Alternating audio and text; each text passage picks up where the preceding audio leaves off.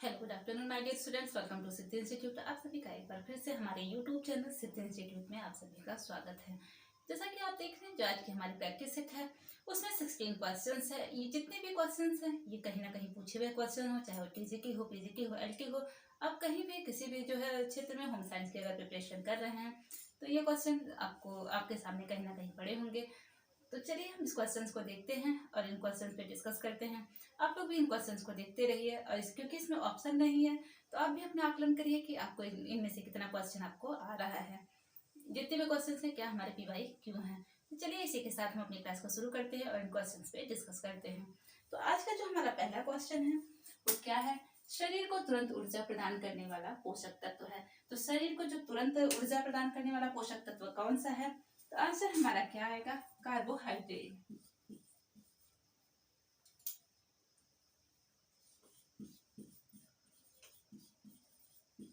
Answer क्या आएगा? Carbohydrate.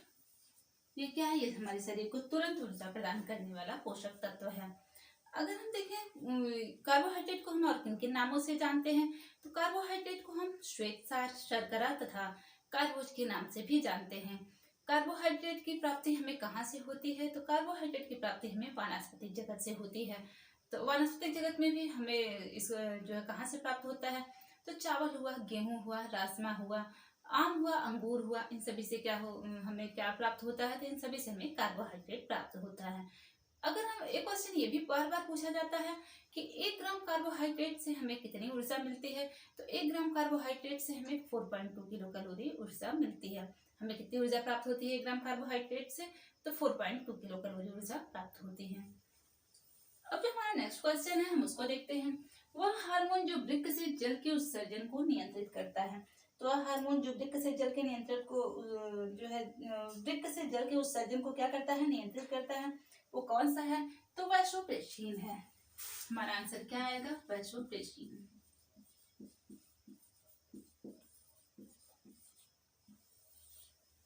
थोड़ा सा हम किडनी के बारे में जानते हैं, वृक्क के बारे में। यहाँ से भी एक क्वेश्चन बार बार पूछा जाता है कि वृक्क की संरचनात्मक तथा क्रियात्मक इकाई कौन सी है? तो हमारा आंसर क्या आएगा? नेफ्रॉन है। तो वृक्क की संरचनात्मक तथा क्रियात्मक इकाई क्या है? नेफ्रॉन है।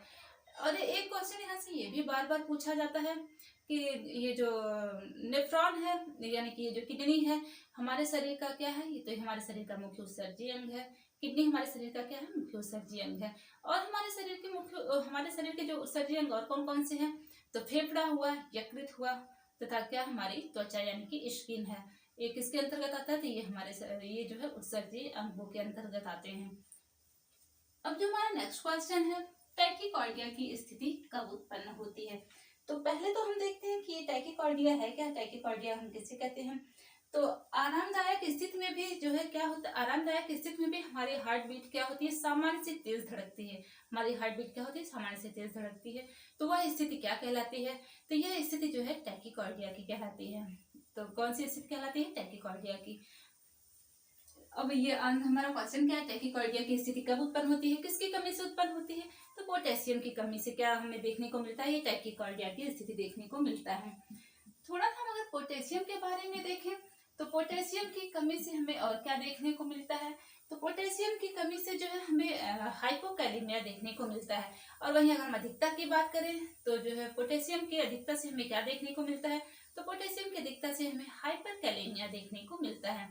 यहाँ से पोटेशियम से एक क्वेश्चन और बार बार पूछा जाता है कि हमारे शरीर में जो है हृदय को नियंत्रित करने वाला खनिज लवण कौन सा है? तो हमारे शरीर में हृदय को नियंत्रित करने वाला, हृदय की जो गति है उसको नियंत्रित करने वाला खनिज लवण यानी कि कौन सा पदार्थ है? तो जो है पोटेशियम। हमारा आंसर क्या आएगा? पोटेशियम आएगा। अगर देखें हम पोटेशियम के कार्य कौन कौन से हैं, तो पोटेशियम का कार्य जो है हृदय की गति को नियंत्रित करता है। ये हृदय की गति को क्या करता है? नियंत्रित करता है। कोशिका के पीएच मान को भी ये नियंत्रित करने में क्या करता है? ये मदद करता है। कोशिका के पीएच मान को क्या करता है? ये नियंत्रित करने में भी मदद करता है।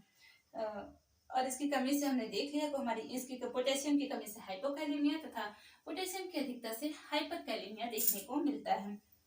अब जो हमारा नेक्स्ट क्वेश्चन है, केंद्रीय प्रदूषण नियंत्रण बोर्ड कहाँ पर है? तो केंद्रीय प्रदूषण नियंत्रण बोर्ड कहाँ पर स्थित है? हमारा आंसर क्या आएगा? नई दिल्ली। आंसर क्या आएगा? नई दिल्ली। नेक्स्ट क्वेश्चन है, उनमें से गंदगी निकालने के लिए प्रयोग में आने वाली प्रक्रिया कौन सी है? तो उनमें से जो है गंदगी निकालने में जो प्रयोग में लाने वाली जो प्रक्रिया है वो क्या कहलाती है? स्काउरिंग यानी कि मजाई कहलाती है। आंसर हमारा क्या आएगा? स्काउरिंग। स्काउरिंग यानी कि मजाई। थोड़ा सा हम अगर उनके बारे में देखें तो उनके उन कहाँ से हमें प्राप्त होता है? उन हमें प्राकृतिक जगत में भी हमें प्राकृतिक जगत में भी ये हमें जानतव्य जगत से प्राप्त होने वाला रेशा है। उनमें कौन सी प्रोटीन पाई जाती है? तो उनमें जो है केराटिन प्रोटीन पाई जाती है। ये प्राकृतिक जगत में भी हमें कहाँ से प्राप्त होता है? जानतव्य जगत से प्राप्त होता है। जानतव्य जगत से हमें दो रेशे प्राप्त होते हैं। कौन कौन से? एक रेशम है, दूसरा ऊन है।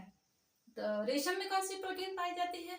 तो रेशम में जो है फाइब्रिन प्रोटीन पाया जाता है, जबकि अगर उनकी बात करें तो उनमें कौन सी प्रोटीन होती है? केराटिन प्रोटीन होता है। उनमें जो है उन एकमात्र ऐसा रेशा है जिसमें क्या पाया जाता है? जिसमें सल्फर पाया जाता है। तो सल्फर की मात्रा कितने परसेंट होती है? तो 4% सल्फर किसमें पाया जाता है? उनमें पाया जाता है। उनमें कार्बन भी पाया जाता है, हाइड्रोजन, ऑक्सीजन तथा नाइट्रोजन भी पाया जाता है। और उनमें जो क्या है, उन एकमात्र ऐसा रेशा है जिसमें सल्फर पाया जाता है। कितने परसेंट? 4%। उनको अगर हम देखें तो उन जो है प्राकृतिक जगत में सबसे निर्बल रेशा है। कैसा रेशा है? तो प्राकृतिक जगत में सबसे निर्बल रेशा है, सबसे यानी कि सबसे कमजोर रेशा है। उनका अगर हम उनकी बात करें तो उनका कैसा रेशा है? उन एक स्टेपल रेशा है यानी कि छोटा रेशा है। और छोटे रेशे का मेजरमेंट हम किस में करते हैं? तो छोटे रेशे का मेजरमेंट जो हम स्टेपल तथा इंच में करते हैं।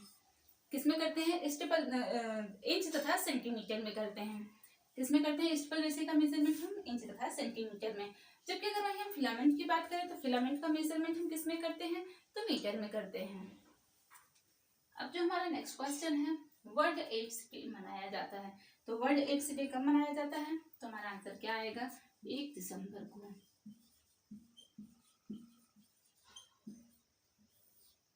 हमारा आंसर क्या आएगा? 1 दिसंबर को। अगर हम एड्स की फुल फॉर्म की बात करें तो एड्स का फुल फॉर्म क्या है? Acquired immune deficiency syndrome. इसका फुल फॉर्म क्या है? Acquired immune deficiency syndrome.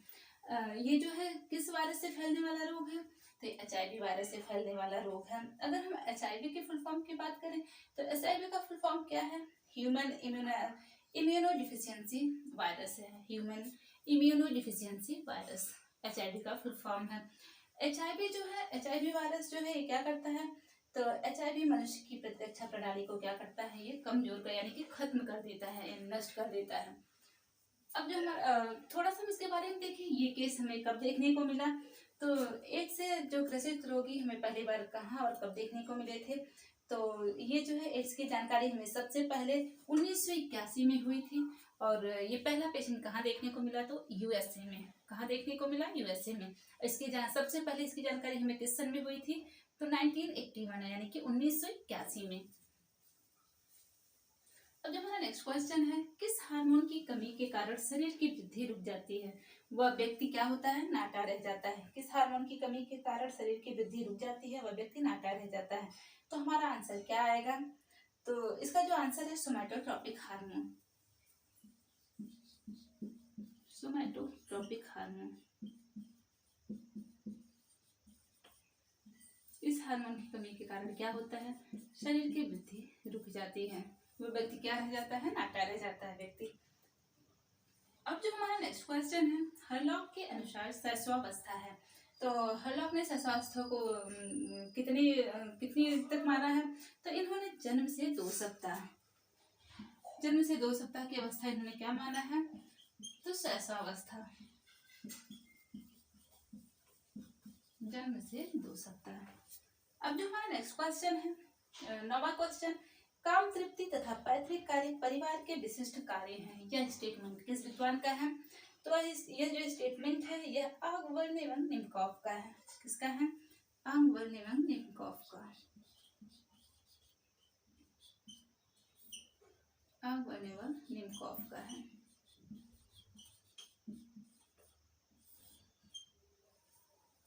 अब जो हमारा नेक्स्ट क्वेश्चन है, जो 10वां क्वेश्चन है, ग्रामीण जीवन के विकास के लिए उपयोगी ज्ञान के फैलाव को हम प्रसार कहते हैं।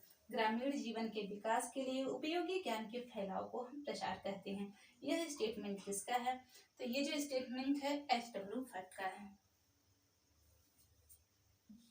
HW भट्ट का।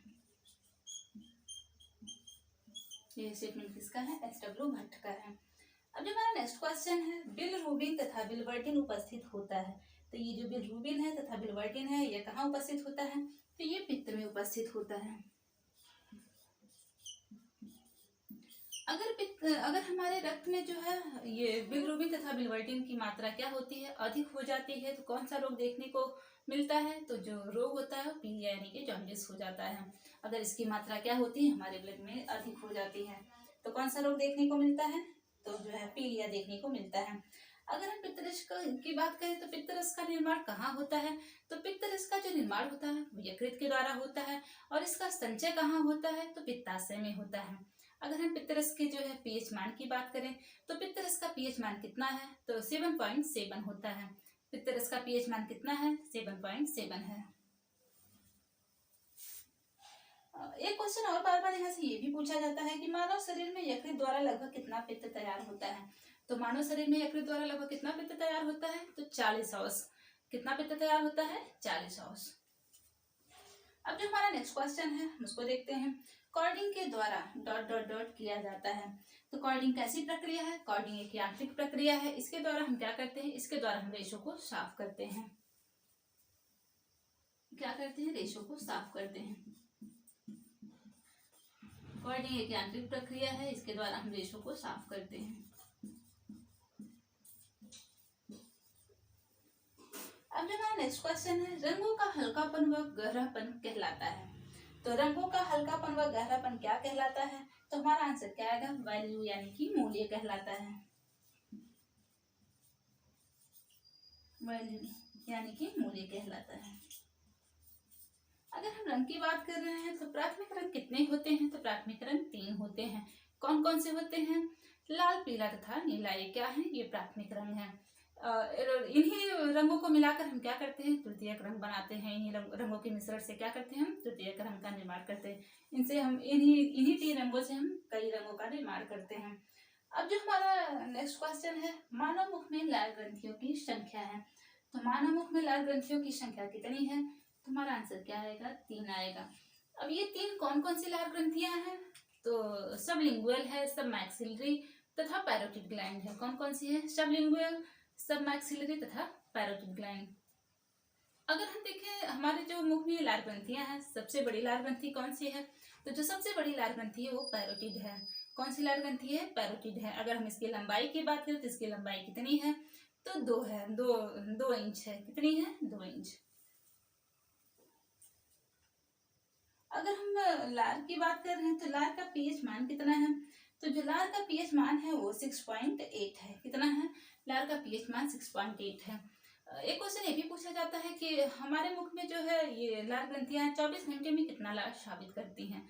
तो ये जो लार ग्रंथियां हैं ये 24 घंटे में 1 से 1.5 लीटर लार को क्या करती हैं? स्रावित करती हैं। एक क्वेश्चन और बार बार पूछा जाता है, 2021 में पूछा गया क्वेश्चन है कि लार में पानी की मात्रा, लार में पानी कितना % पानी पाया जाता है? तो कितना % होता है? 99 पानी पाया जाता है। 99% पानी किस में पाया जाता है? लार में पाया जाता है। और अगर ऑप्शन, ये तो आपके ऑप्शन के ऊपर है, 99 अगर 99% है तब तो सही है। अगर उससे उसी के आसपास जो भी आपका आंसर है तो वही करेक्ट माना जाएगा। आपको याद होगा पीजीटी 2021 में पूछा हुआ क्वेश्चन है कि लार में कितने % पानी जल पाया जाता है? तो आंसर उसमें क्या जो है 99% नहीं था, तो उसमें जो ऑप्शन में क्या आंसर था? 99.27%।